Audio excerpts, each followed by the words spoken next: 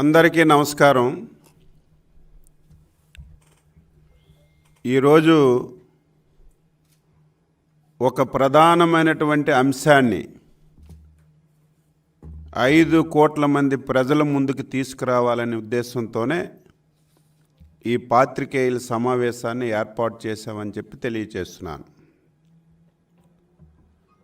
రాష్ట్రంలో వైసీపీ ప్రభుత్వం ఏర్పడి 4 సంవత్సరాల 8 మాసాలు కావస్తుంది. స్వతంత్ర భారతదేశంలో ఆంధ్రప్రదేశ్ ఏర్పడిన తరువాత ఎంతోమంది ముఖ్యమంత్రులు ఈ రాష్ట్రానికి పరిపాలన చేశారు. కానీ ఇటువంటి పచ్చి అబద్ధాల కోరు, అబద్ధాల పుట్ట ఇంతవరకు ఎప్పుడు ఆంధ్రప్రదేశ్ రాష్ట్రంలో చూడలేదు, భవిష్యత్తులో కూడా చూడబోమని చెప్పి తెలియచేస్తున్నాను. ఆయన జీవితంలో ఒక్కటంటే ఒక్కటే నిజం చెప్పినటువంటి సందర్భాలు లేవు. మరి దేవుడు శాపమేంటో నాకు తెలియదు. నిజం చెప్తే తల పగిలిపోతుందని చెప్పి ఏమైనా శాపం ఉందో, లేకపోతే కావాలని చెప్పి ఈ రకంగా ప్రవర్తిస్తున్నాడో అర్థం కానటువంటి పరిస్థితి. మాట ఆడితే ఎక్కడికి వెళ్ళినా వైసీపీ పార్టీ మేనిఫెస్టో ఒక బైబిల్, మిగతా 2 పేర్లు నేను ఎత్తక్కర్లేదు, ఎందుకంటే ఆయనకి బైబిల్ బాగా ఇష్టం కాబట్టి బైబిల్ ఇది. ఈ బైబిల్ని నేను తూచా తప్పకుండా అమలు చేశాను. ఈ 4 సంవత్సరాల 8 మాసాల్లో బాటా రేట్లాగా 99.5% కంప్లీట్ చేశాను.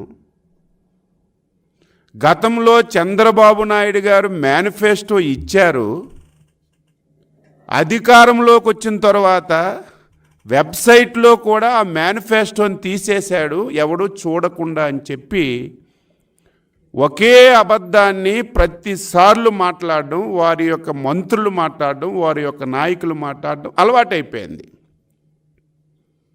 అందుకే ఈరోజు వాస్తవాలు, జగన్మోహన్ రెడ్డి నవరత్నాలు కానీ, మేనిఫెస్టో కానీ, సుదీర్ఘమైనటువంటి పాదయాత్రలో సందు సందుకి, గొంతు గొంతుకి, ఊరు ఊరికి ఏవైతే హామీలు ఇచ్చాడు, ఆయన చెప్పిన ప్రతి మాట, ప్రతి హామీ వాస్తవ రూపంలో ఒక బ్రహ్మాండమైనటువంటి బుక్లెట్ వేసి ఆ బుక్లెట్ని రిలీజ్ చేయడం, ఏదైతే తప్పుడు సమాచారం తెలుగుదేశం పార్టీ పైన చెప్తున్నాడో, 2014-19 మేనిఫెస్టో వెబ్సైట్లో లేకుండా చేశారని చెప్పి ఒక అబద్ధాన్ని ప్రతిరోజు చెప్తున్నాడు. అయ్యా జగన్మోహన్ రెడ్డి, వైసీపీ నాయకులారా, ఈరోజు మీకు చదువు వస్తే, టెక్నాలజీ మీద మీకు అవగాహన ఉంటే, కంప్యూటర్ ఓపెన్ చేసే సామర్థ్యత మీలో ఉంటే ఒక్కసారి మీరు ఓపెన్ చేసి ఎలక్షన్ వెబ్సైట్లోకి వెళ్తే ఇప్పటికి కూడా 2014-19 తెలుగుదేశం పార్టీ ఇచ్చినటువంటి మేనిఫెస్టో అర్థంలా కనబడుతుంది. అందులో 99% హామీలు పూర్తి చేసినట్టుగా ప్రతి ఒక్కరికి అర్థమవుతుందని చెప్పి కూడా ఈ సందర్భంగా తెలియచేస్తూ ముందు బుక్లెట్ రిలీజ్ చేస్తాం, తరువాత అందులో ఉన్నటువంటి వాస్తవాలన్నీ ప్రజానీకానికి తెలియచేస్తామని చెప్పి తెలియచేస్తూ ఇప్పుడు బుక్లెట్ని రిలీజ్ చేస్తున్నాం.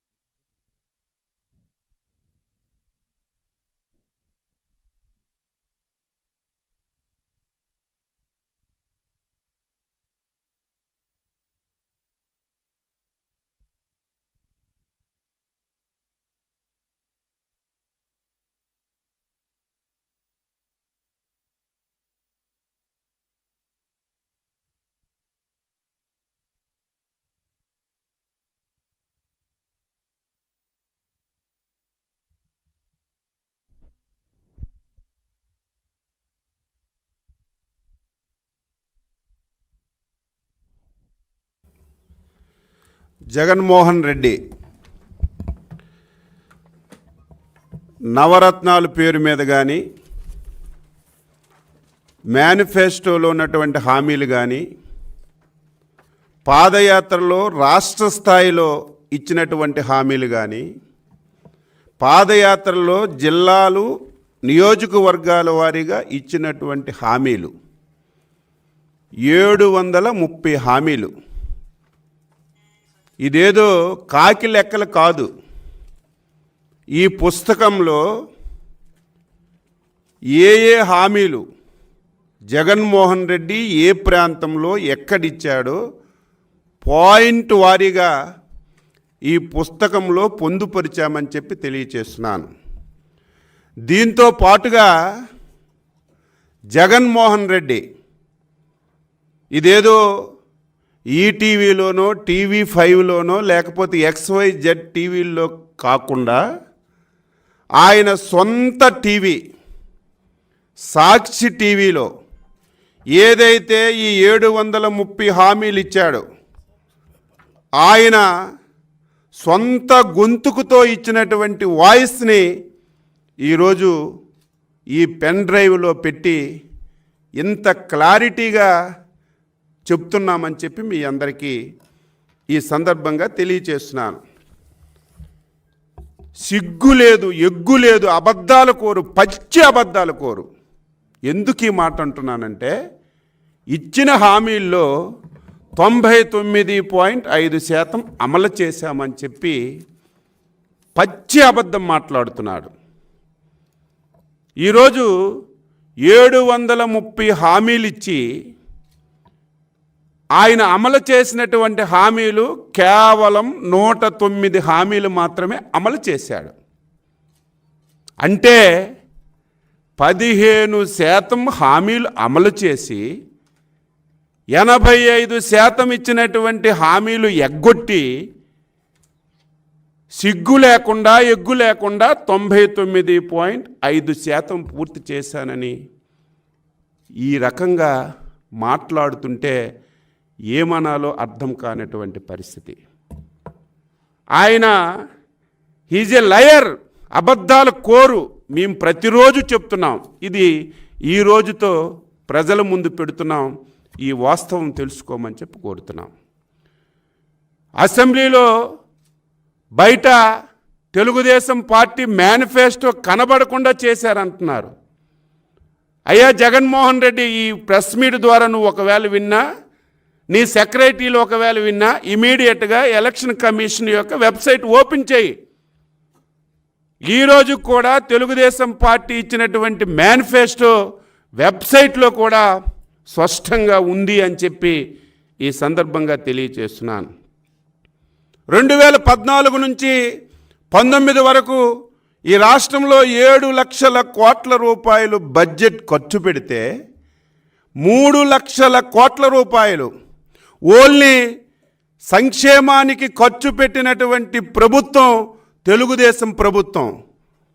ప్రతి పాయింటు, ప్రతి పైసా ఎక్కడ ఖర్చు పెట్టామో వాస్తవాలు కూడా మీకు ఇచ్చినటువంటి విషయాన్ని గుర్తు చేస్తున్నాను. మీరు ఎంత డబ్బు ఖర్చు పెట్టారు? 10 లక్షల కోట్లు అప్పు చేశారు. దాదాపుగా 2 లక్షల కోట్ల రూపాయలు ఈ 4.5 సంవత్సరాల్లో పేదల మీద పన్నులేసి పేదల రక్తాన్ని తాగారు. 12 లక్షల కోట్ల రూపాయలు ఈ రాష్ట్రంలో మీరు ఈ 4 సంవత్సరాలు 7 మాసాల్లో ఖర్చు పెట్టారు. మీరే గొప్పగా చెప్తున్నారు బటన్ నొక్కుతున్నానని. ఎంత నొక్కి ఎంత డైరెక్ట్గా బెనిఫిట్ ఇచ్చామని నువ్వే చెప్తున్నావు. ఎంత ఇచ్చావు? 2,40,000 కోట్ల రూపాయలు నువ్వు డైరెక్ట్గా పేదవాడికి బెనిఫిట్ చేశానని చెప్పి నువ్వు మాట్లాడుతున్నావు. 12 లక్షల కోట్ల రూపాయల్లో 2,40,000 కోట్లు నువ్వు ఖర్చు పెడితే మిగతా డబ్బు ఏమైంది? ఏమైంది? ఈ రాష్ట్రంలో ప్రధాన రంగమైనటువంటి ఇరిగేషన్ రంగాన్ని ఎంత నిర్లక్ష్యం చేశావు? ఎక్కడైనా ఒక ప్రాజెక్ట్ కట్టావా? 1 ఎకరాకి నీరిచ్చావా? ప్రాజెక్టులు కట్టడం దేవుడెరుగు. ఉన్న ప్రాజెక్టులు కూడా మెయింటైన్ చేయలేక అటు అన్నమయ్య ప్రాజెక్టు, ఇక్కడ గుడ్లగమ్మ ప్రాజెక్టు, ఇక్కడ ఈ ప్రాజెక్టులన్నీ కూడా కొట్టుకొని పోతే, పులిచింతలు కూడా కొట్టుకొని పోతే మెయింటైన్ చేయలేనటువంటి దౌర్భాగ్యమైనటువంటి పరిస్థితి. ఈ రాష్ట్రానికి జీవనాడి, మనందరి ఆశల జ్యోతి పోలవరం ప్రాజెక్టు 74% పూర్తి చేశాం. నువ్వు వచ్చిన తర్వాత రివర్స్ టెండర్ అని చెప్పి మొత్తం పోలవరం ప్రాజెక్ట్ని గోదావరి నదిలో ముంచేశావు. దీనికి ఒకసారి నువ్వు ఆన్సర్ చెప్పమని చెప్పి కోరుతున్నాను. చంద్రబాబు నాయకత్వంలో, చంద్రబాబు ప్రభుత్వంలో చేసినటువంటి ప్రజలకి అత్యంత ఉపయోగపడినటువంటి పథకాలన్నీ రద్దు చేశావు. పేదవాడికి 5 రూపాయలకు అన్నా క్యాంటీన్ పెట్టి భోజనం పెడితే అది తీసేశావు. నిరుద్యోగికి వృద్ధి ఇస్తే బుద్ధి ఎత్తేసావు. పండగ వస్తే పండగ కానుకలు, క్రిస్టమస్ వస్తే క్రిస్టమస్ కానుకలు, రంజాన్ వస్తే రంజాన్ కానుకలు ఇచ్చాం, దాన్ని మంట కలిపావు. రుణమాఫీ ఇచ్చాం. ఈ రకంగా చెప్పుకుంటే చంద్రబాబు నాయుడు ఇచ్చినటువంటి 120 పథకాలని ఎత్తేసినటువంటి గనుడువు నువ్వని చెప్పి సందర్భంగా తెలియజేస్తున్నాను. మాట్లాడితే నా ఎస్సీ, నా బీసీ, నా మైనారిటీ, నా ఎస్టీ అంటావు. రాజ్యాంగబద్ధంగా ఈ వర్గాలకి అందవలసినటువంటి సప్లాన్ నిధులు ఇదేదో ఆషామాషిగా ఎవరో దయాక్షాణాలతో కాకుండా, ధర్మంతో కాకుండా రాజ్యాంగం ఇచ్చింది ఎస్సీ ఎస్టీలకి సప్లాన్ నిధులు. ఈ 4 సంవత్సరాలు 7 మాసాల్లో సప్లాన్ నిధులు ఒక్క పైసా ఎస్టీలకో, ఎస్సీలకో, బీసీలకో నువ్వు ఖర్చు పెట్టినటువంటి దాఖలాలు ఎక్కడైనా ఉంటే ధైర్యంగా వచ్చి చెప్పమని చెప్పి కోరుతున్నాను. చంద్రబాబు నాయుడు అధికారంలో ఉండేటప్పుడు విపరీతంగా ఉద్యోగ అవకాశాలు కల్పించాం. ఆ రోజు నువ్వు ప్రతి కాలేజీకి వెళ్ళావు, ప్రతి విద్యార్థి దగ్గరికి వెళ్ళావు. చంద్రబాబు నాయుడు గారు ఉద్యోగాలు ఇవ్వడం లేదు. ప్రభుత్వంలోనే 2,30,000 ఉద్యోగాలు ఖాళీగా ఉన్నాయి. ఏ డిపార్ట్మెంట్లో ఎన్ని ఖాళీలు ఉన్నాయని అబద్ధాలు చెప్పి, విద్యార్థులారా నా గెలుపుకు సహకరించండి, నాకు ఓట్లేయండి, నేను అధికారంలోకి వచ్చిన తర్వాత ప్రతి సంవత్సరం జనవరిలో ఒక క్యాలెండర్ ఇచ్చి ఉద్యోగాలు చేస్తానని చెప్పి మాటిచ్చినటువంటి జగన్మోహన్ రెడ్డి ఈ 4 సంవత్సరాలు 7 మాసాల్లో ఒక్క ఉద్యోగమైనా ఇచ్చావా? చంద్రబాబు నాయకత్వంలో ప్రతి సంవత్సరం మెగా డిఎస్సి పెట్టాం. నువ్వేం చెప్పావు?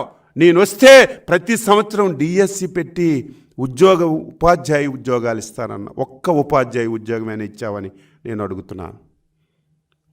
కొండ బద్దలు కొట్టి చెప్పావు, నేను వస్తే విద్యుత్ ఛార్జీలు ఒక్క పైసా పెంచనని. సిగ్గు లేకుండా మాట్లాడావు. ఈ 4 సంవత్సరాలు 7 మాసాల్లో దాదాపుగా 64,000 కోట్ల రూపాయలు పేదవాడి మీద విద్యుత్ ఛార్జీలు పెంచావు. ఇంకొకటి అత్యంత ప్రధానమైనటువంటి అంశం, చంద్రబాబు నాయుడు గారు గోకుర్లతో మగ్దాన్ని పట్టిస్తున్నాడు, ఆడవాళ్ళ తాలిబెట్టులతో ఆడుకుంటున్నాడని నిస్సిగ్గుగా మాట్లాడావు. నేను వస్తే మద్యపానాన్ని నిషేధిస్తానన్నావు. ఇంకొక మాట చెప్తే ఎవడమైనా సరే తల తెంచుకుంటాం కానీ మాట తప్పం. ఎంత సిగ్గు లేకుండా మాట్లాడాడంటే 2024లో మద్యపానాన్ని నిషేధించిన తరువాతే నేను ఓట్లు అడుగుతాను, లేకపోతే ఓట్లు అడగనని సిగ్గు లేకుండా మాట్లాడినటువంటి జగన్మోహన్ రెడ్డి, రేపు నువ్వు 2024 ఎలక్షన్లలో ఏం మొహం పెట్టుకొని నువ్వు ఓట్లు అడుగుతావని చెప్పి నేను అడుగుతున్నాను. మద్యపానాన్ని నిషేధించడం కాదు, మద్యం మీద వచ్చినటువంటి ఆదాయాన్ని తాకట్టు పెట్టి 25,000 కోట్ల రూపాయలు అప్పు తెచ్చి మా పీకలకు చుట్టినటువంటి నువ్వు అసలు నువ్వు ఏమనాలని చెప్పి నేను ఈ సందర్భంగా తెలియజేస్తున్నాను. పేదవాడికి ఇంటికి ₹1 రిజిస్ట్రేషన్ చేస్తానన్నావు. ప్రతి ఇంటికి 10,000, 20,000 బలవంతంగా వసూలు చేసి అక్కడ డబ్బు కూర్చుకున్నావు. ఈ రాష్ట్రానికి 2 లక్షల కోట్ల ఆదాయం వచ్చినటువంటి అమరావతి నమ్మించి గొంతు కోచావు. ఎంత యాక్షన్ చేశావంటే చంద్రబాబు నాయుడికి ఇల్లు లేదు, నేను ఇక్కడే ఇల్లు కట్టుకుంటున్నాను. నా మీద తప్పుడు సమాచారం చంద్రబాబు నాయుడు గారు ఇస్తున్నారు. నేను అధికారంలోకి వస్తే అమరావతి మార్చేస్తానని తప్పుడు సమాచారం ఇచ్చి నన్ను ఇబ్బంది పెడుతున్నారని ఊకదంపుడు ఉపాసనాలు ఇచ్చినటువంటి జగన్మోహన్ రెడ్డి అమరావతి ఏం పాపం చేసింది? మొత్తం అమరావతిని ముంచేశావు. ఒక్క పైసా పెట్టుబడి లేకుండా 34,000 ఎకరాలు ఇచ్చినటువంటి రైతుల్ని ముంచేసావని చెప్పి ఈ సందర్భంగా తెలియజేస్తున్నాను. పాపం అమాయకులు, ఉద్యోగ ఉపాధ్యాయులు సిపిఎస్ రద్దంటే ఆ రోజే చెప్పాను, ఒంటి మీద చొక్కాలు తీసి ఎగిరెగిరి ఓట్లేసి గెలిపించినటువంటి ఉద్యోగ ఉపాధ్యాయులకి నన్ను నమ్మండి, అధికారంలోకి వస్తే వారం రోజుల్లో సిపిఎస్ రద్దు చేస్తానని చెప్పి ఎన్ని వారాలయ్యాయి జగన్మోహన్ రెడ్డి? ఎందుకు నువ్వు సిపిఎస్ రద్దు చేయలేదు? 125 వృత్తులకు చెందిన వాళ్ళు ఇసుక మీద ఆధారపడ్డారు. చంద్రబాబు నాయుడు ఉచితంగా ఇసుకిస్తే నేను అది కంటిన్యూ చేస్తాను, ఇంకా సమర్థవంతంగా నిర్వహిస్తానని చెప్పి మొత్తం ఇసుకంతా నీ గుప్పిట్లో పెట్టుకొని వేల కోట్ల రూపాయలు దోపిడీ చేసి 125 వృత్తులు లేకుండా భవన నిర్మాణ కార్మికులు నీ ఉసురు తగి చనిపోయారు. ఆ ఉసురంతా నీకే తగులుతుంది. దీనికి ఆన్సర్ చెప్పు. ఈ రకంగా 1 కాదు 2 కాదు మాట్లాడితే అమ్మఒడి అంటావు, 13,000 ఇస్తున్నావు. అదే కుటుంబం నుంచి నాన్న బుడ్డి పేరుతో 70,000 కొట్టేస్తున్నావు. ఇలా 1 కాదు 2 కాదు చెప్పుకుంటూ పోతే 85% హామీలు నెరవేర్చలేదు. ఆంధ్రప్రదేశ్ అంటే ఒక